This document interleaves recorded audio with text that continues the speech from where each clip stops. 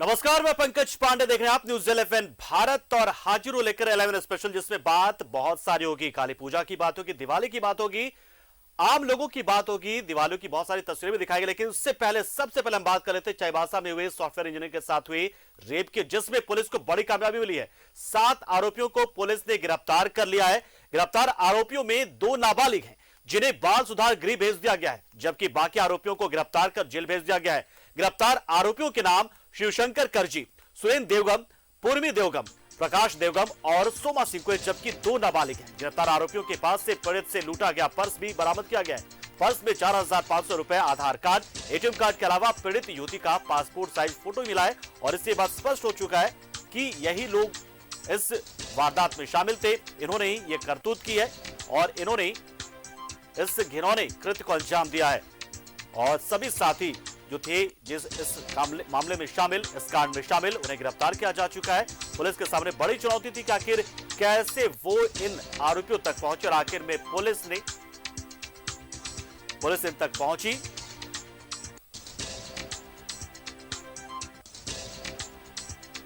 और देखिए, लगातार इस तरह की खबरें आ रही हैं और कहीं ना कहीं ये पुलिस के लिए बड़ी चुनौती होती है कि आखिर वो कैसे इन आरोपियों को गिरफ्तार करे, क्योंकि वो इस तरह की घटना को अंजाम देकर फरार हो जाते हैं, भूमिगत हो जाते हैं। लेकिन पुलिस ने इन्हें ढूंढ निकाला, खोज निकाला। पुलिस ने बाकायदा एक स्ट्रेटजी बनाई और उसके तहत उस आसपास के इलाकों में घूमने फिरने या छिछोरापंती करने वाले लोगों को पकड़ा है। जो मजनू किस्म के लोग थे, मजनू किस्म के युवा थे, उन तक पहुंची और उसके बाद धीरे धीरे करते हुए, कड़ियां जोड़ते हुए पुलिस ने सभी 7 आरोपियों को जो इसमें शामिल थे उन्हें गिरफ्तार कर लिया है। ये बहुत बड़ी खबर है और ये अपने आप में चिंतनीय बात भी है कि लगातार इस तरह घटनाएं सामने आती हैं, आरोपी पकड़े जाते हैं, जेल भेजे जाते हैं, लेकिन ऐसी घटनाएं रुकती नहीं है। ऐसे में कड़ी कार्रवाई की बात हमेशा सामने आती है कि जब ट्रायल हो तो बहुत जल्दी कार्रवाई हो और कड़ी कार्रवाई हो, ताकि बाकी लोग उससे सबक ले सके। कहीं ना कहीं हमारे समाज के लिए बहुत ही सोचने वाली बात हो गई, हमारे परिवार के लिए सोचने वाली बात हो गई है।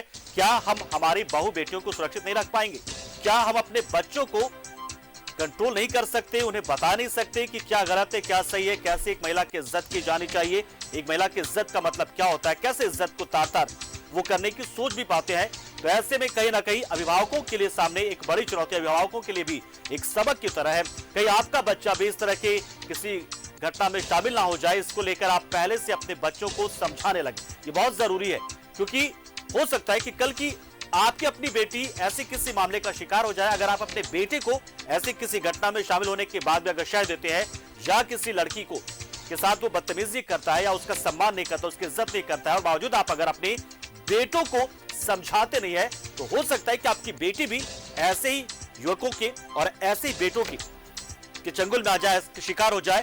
तो ऐसे में तमाम अभिभावकों से गुजारिश है कि अपने बेटों को आप कंट्रोल कीजिए। बेटों को नियंत्रित करना सबसे जरूरी है, तभी हमारी बहु बेटियां सुरक्षित रह पाएंगी। ये बहुत जरूरी हो गया है हमारे समाज के लिए, हमारे अभिभावकों के लिए, परिवार के लिए। आप अगर बड़े भाई हो तो छोटे भाई पर आप नजर रखें, छोटे भाई हो तो बड़े भाई पर नजर रखें, बहन है तो भाई पर नजर रखें। तो इस तरीके से आपको नजर रखना बहुत जरूरी हो गया है। और आपको लग रहा है कि अगर आपका बच्चा, आपका जो बेटा है वो बिगड़ रहा है, वो अगर महिलाओं की इज्जत नहीं कर रहा है और गलत लोगों की संगत में, तो कहीं ना कहीं आप इसके जिम्मेदार हैं। क्योंकि हो सकता है कि आपका बेटा जिस तरीके से, जिस रास्ते पर जा रहा है, वो ऐसी घटनाओं में शामिल हो जाए और फिर जिंदगी भर आपके लिए वो गम वाली एक घटना बन जाए, रोने वाली घटना बन जाए। तो अगर आपको अपनी बेटी को सुरक्षित रखना है तो बेटों को आपको कंट्रोल में करना बहुत जरूरी होगा।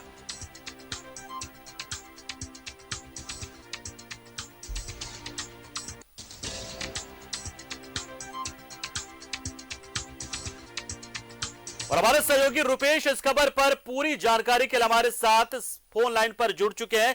रुपेश से पूरी जानकारी लेते। रुपेश, पुलिस इन तक पहुंची कैसे? सबसे बड़ा सवाल यह था, क्योंकि बहुत बड़ी चुनौती थी कि इन आरोपियों तक पुलिस पहुंची। पुलिस ने कैसे कड़ियां जोड़ी? जी पंकज, ये पुलिस काफी कम समय में अगर देखा जाए तो 2-3 दिनों में पुलिस आरोपियों तक पहुंचने में कामयाब रही। और इसमें जैसे ही घटना के बाद पुलिस, जो जिले के एसपी जो आशुतोष शेखर हैं, उनके द्वारा इस मामले को गंभीरता से लेते हुए एसआईटी टीम का गठन किया गया था। और एसआईटी टीम के द्वारा तकनीकी टीम का सहयोग लिया गया और उस घटना स्थल के आसपास के कुछ युवकों को हिरासत में लेकर संदेह के आधार पर पुलिस पूछताछ कर रही थी। इस दौरान पुलिस द्वारा एसआईटी टीम द्वारा कल जैसे एसआईटी टीम वहां घटना स्थल भी पहुंची थी और आसपास के उस क्षेत्र में एसआईटी टीम द्वारा जो भी अड्डाबाजी करते रहते हैं या घूमते रहते हैं हवाई पट्टी के आसपास, वैसे युवकों का एक प्रोफाइल तैयार किया गया, वैसे युवकों का सूची तैयार किया गया। आसपास के गांव के जो भी आसपास गांव हैं वहां के जो भी लड़के युवक वहां अड्डाबाजी करते हैं उनके बारे में सूची ये किया गया। और जब इस तरह का सूची तैयार किया गया युवकों का, तो उस दौरान ये भी बात सामने आई कि वैसे जो भी युवकों का सूची नाम आया, कुछ लोगों का संदिग्ध परिस्थिति, संदेहास्पद उनका गतिविधि लगा कि घटना के बाद से। तो जिन लोगों को हिरासत में लेकर पुलिस पूछताछ कर रही थी, उनके माध्यम से या कुछ क्लू पुलिस को मिला और तकनीकी टीम के सहयोग से भी जो मुख्य आरोपी थे, उन तक पहुंचने में पुलिस को काफी सहयोग मिला। और जो पांचों आरोपी थे जो बालिग हैं और जो 2 नाबालिग आरोपी हैं, 7 जो आरोपी हैं, उन तक पहुंचने में पुलिस को फाइनली सफलता मिली। और आज पुलिस ने इस मामले का उद्भेदन किया। एसपी आशुतोष शेखर ने प्रेस कॉन्फ्रेंस कर मुफस्सिल थाना में प्रेस कॉन्फ्रेंस कर बकायदा इस मामले की पूरी जानकारी दिया गया। तो और ये क्षेत्र में काफी चर्चा और निंदा हो रहा था इस घटना के बारे में। जैसे यहाँ की जो सिंहभूम की सांसद हैं गीता कोड़ा, उनके द्वारा भी पुलिस प्रशासन से मांग की गई थी कि इस पर त्वरित और जल्द से जल्द कार्रवाई की जाए, कड़ी कार्रवाई की जाए और जो भी आरोपी हैं उनको गिरफ्त में लिया जाए। और उन्होंने जब इस घटना की निंदा की थी तो वे ये बात भी उन्होंने कहा था कि इस मामले में वे मुख्यमंत्री से भी बात करेंगे और जल्द से जल्द आरोपियों तक कड़ी कार्रवाई कर आरोपियों को गिरफ्तार करे पुलिस, इसकी मांग करेंगे। तो इसीलिए पुलिस के लिए भी ये चुनौती थी कि कितनी जल्दी आरोपियों तक पहुंचा जाए और उन्हें गिरफ्तार कर इस मामले का उद्भेदन किया जाए। तो पुलिस के लिए बड़ी सफलता है कि जल्द ही आरोपियों तक पुलिस एसआईटी के माध्यम से पहुंचने में सफल हुई और आज इस मामले का खुलासा किया पुलिस ने। जी पंकज, चलिए बहुत शुक्रिया रुपेश, हमारे साथ जुड़े आप। जानकारी आपने दी, बताइए किस तरीके से पुलिस ने पहले प्रोफाइलिंग की थी, एक स्ट्रेटजी के तहत पुलिस ने ऐसे लोगों का नाम जो है शॉर्टलिस्ट किया जो अड्डाबाजी करते पाए जाते थे या फिर बहुत सारे सरकारी से जुड़े मामले में भी जिनका नाम आता था कि उनके सामने से कोई बहू बेटी गुजर नहीं सकती है या फिर कह लें कि उस इलाके में अड्डाबाजी का काम करते थे। तो ऐसे में पुलिस ने प्रोफाइल तैयार किया और इसके बाद आरोपियों तक जा पहुंची और आखिर में इस पूरे मामले का खुलासा कर दिया। लेकिन इन सबके बीच में बड़ा सवाल ये कि आखिर जिस तरीके से पुलिस ने संदेह के आधार पर इन युवाओं को पकड़ा था पूछताछ के लिए, क्या वो संदेह घर वालों को नहीं करना चाहिए था जो अपने बच्चों को अब सलाखों के पीछे देखेंगे? अगर उन्होंने थोड़ी सी सतर्कता दिखाई होती, थोड़ी सी समझदारी दिखाई होती तो उनके बच्चे ना बहकते, ना इस घटना को अंजाम देते और आज जेल के सलाखों के पीछे में नहीं होते। और हमारे सहयोगी घायल अवस्था में वहां से भाग गया और युवती जो वहां रह गई, उसके बाद इनको लगा कि एक अच्छा मौका है और उसी के आधार पे इन्होंने उनके साथ दुष्कर्म घटना को घटित किया। साक्ष्य है उसके आधार पे ही इन लोगों की चिन्हित किया गया था और उसके आधार पे ही फिर ग्रामीणों के सहयोग से हम लोग इन लोगों को चिन्हित करने में और इनकी गिरफ्तारी करने में सफल रहे। बाकी जो फरार है सर, वो बालिग है कि नाबालिग?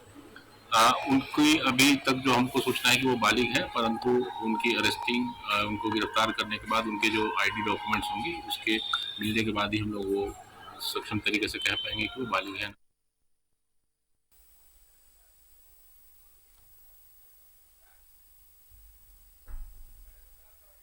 और हमारे सहयोगी प्रभात भी हमारे साथ जुड़ चुके हैं इस खबर पर पूरी जानकारी देने के लिए। देखिए प्रभात, दरिंदे जो हैं जो समाज के लिए आगे भी ऐसी बहुत सारी हरकतों में शामिल होते नजर आते, अब चलिए वो जेल चले जाएंगे, सलाखों के पीछे चले जाएंगे, लेकिन स्पीडी ट्रायल हो और कड़ी सजा उन्हें मिले, इस बात को लेकर पुलिस की ओर से क्या तैयारी की जा रही है? बिल्कुल पंकज, देखिए पुलिस जिस तरीके से पूरे मामले का उद्भेदन किया, पुलिस की तारीफ भी करनी चाहिए, लेकिन जिस तरीके से इस घटना में जो 2 नाबालिग है वो बड़ी सोचने वाली बात है कि आखिर हमारा समाज किस ओर जा रहा है।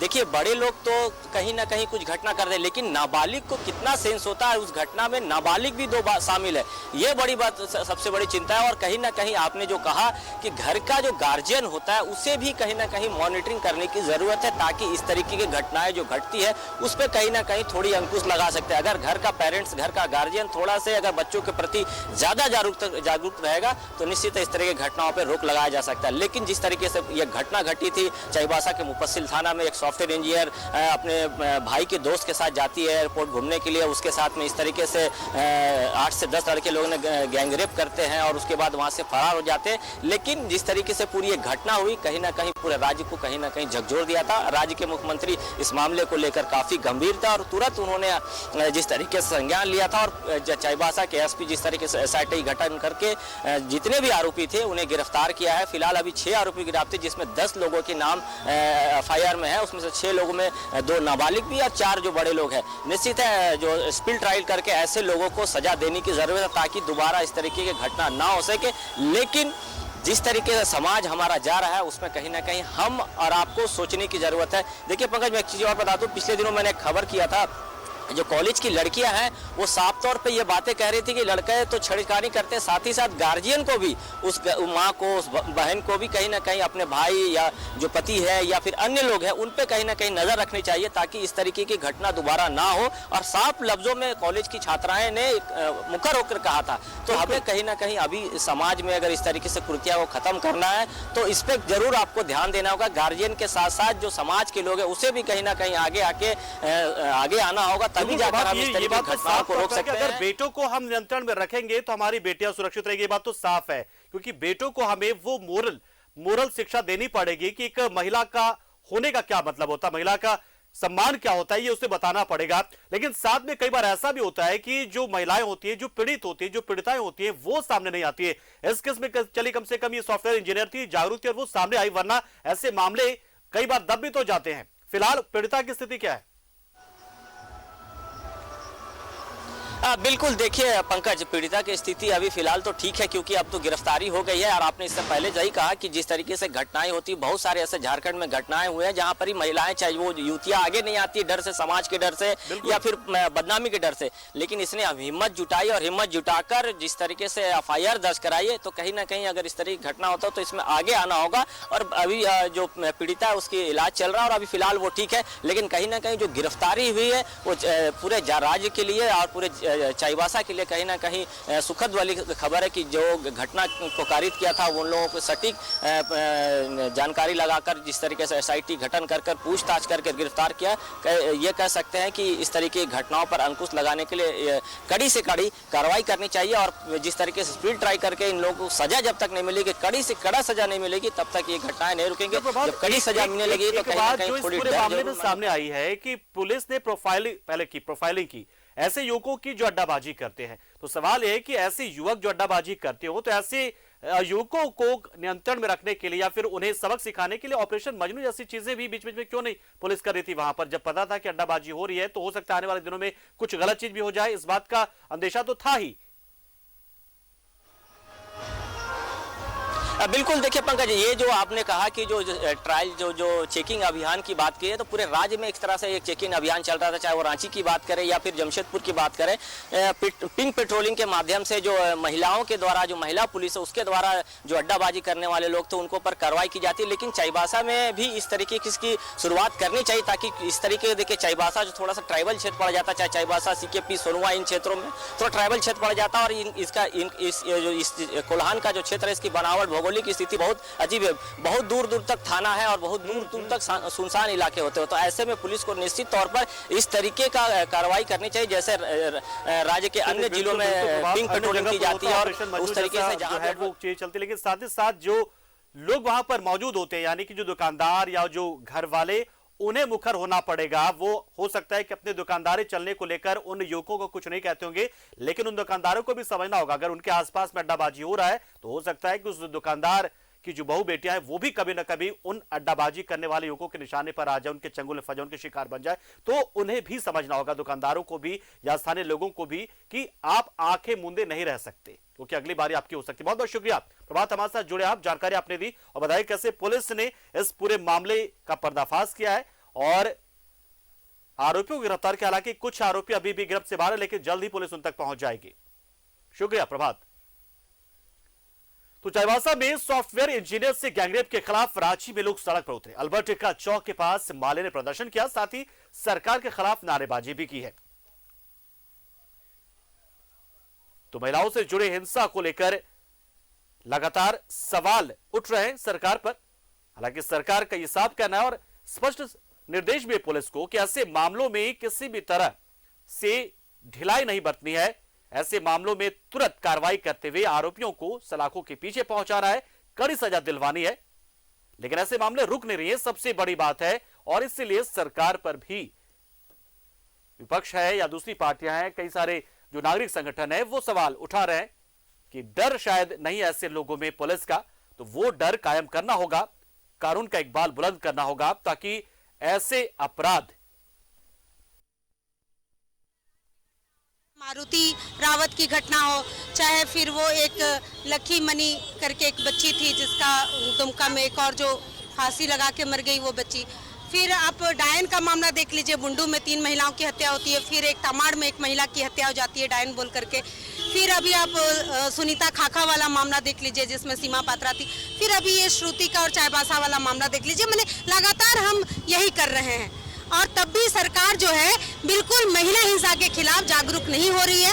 और जब भी हम जाते हैं, जैसे हम लोगों ने अभी दुमका का दौरा करके हम कल आए हैं वहाँ की 4 घटनाओं पर, तो वहाँ के डीएसपी एसपी अपने हिसाब से तो जो भी चार्जशीट वार्जशीट करके न्यायालय पे पल्ला झाड़ देती है, लेकिन जो लॉसेस हो रहा है वो तो